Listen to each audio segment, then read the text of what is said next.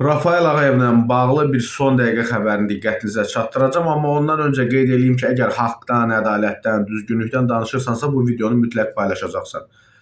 Deməli, Azərbaycanda ilin idman yekunlarına dair həsr olunmuş tədbirdə iştirak eləməyən Rafael Ağayevlə bağlı Dünya Karate Federasiyası biraz öncə paylaşım eləyib. Belə demək mümkünsə elə bizi utandırıblar və həmin o paylaşımda Rafael Ağayevin karyerası ərzində qazandığı nailiyyətlər qeyd olunub. 5 dəfə dünya, 11 dəfə Avropa çempionu. Hələ burada o olimpiya finalını filanı demirəm. Yəni Azərbaycanın idman tarixində bu qədər mütləqiyyətdə dünyada tanınan və dünyada qəbul olunan, açıq-aşkar rəqibi olmayan ikinci bir adam yoxdur. Məsələn, hətta müqayisə üçün deyim ki, məsələn, bugün Azərbaycanın ən tanınmış idman adamlarından biri olan Qurban Qurbanov belə Rafael Ağayev səviyyəsində dünyada qəbul olunmur, tanınmır. Çünki Qurban Qurbanovun da dünyada rəqibləri var. Kifayət qədər çoxdur. Amma Rafael Ağayevi təsəvvür edin, Koreyalılar, Yaponiyalılar çağırır ki, yəni hansı ki bu karate filan şərq əlbəyaxa döyüş növüdür də. Gəl bizə bu idmanın sirlərini öyrət. Və biz belə bir adamı qoyuruq kənara. O tədbirə kimlər çağırılıb, kimlər çağırılmayıb, burası başqa məsələdir. Amma o tədbiri təşkil edən, o tədbirin siyahısını yazan, pozan adamlara buradan müraciət edirəm. Baxın, bu günləri içəridə nə qədər məmurlar var.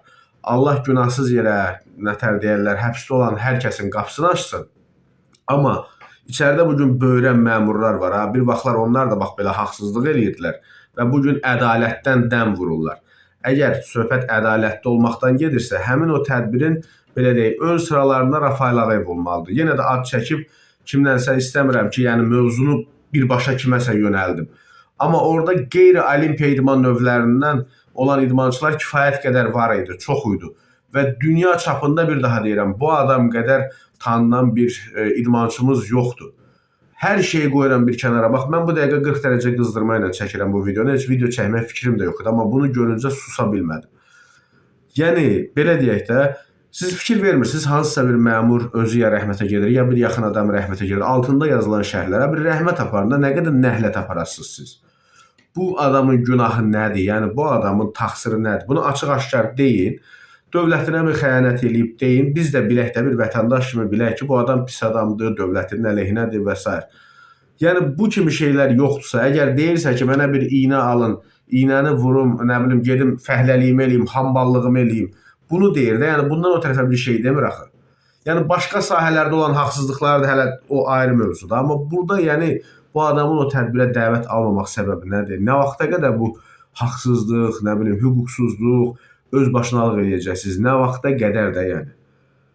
Ayıb deyil, yəni Allahdan utanın da. Yəni özünüzün vicdanınız yoxdur. Heç olmasa hesab eləyin, fikirləşin ki, sabahları öləndən sonra sizin dalınızca nələr deyiləcək? Bəlkə bu günləri kimlərsə utanır, qorxur, çəkinir, deyə bilmir.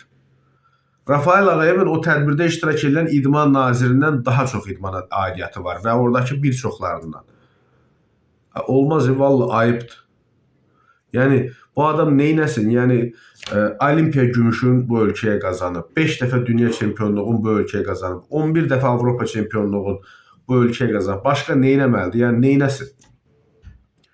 Hər halda bir daha deyirəm, əgər haqdan, ədalətdən danışırsansa bu videonu paylaşa bilərsən.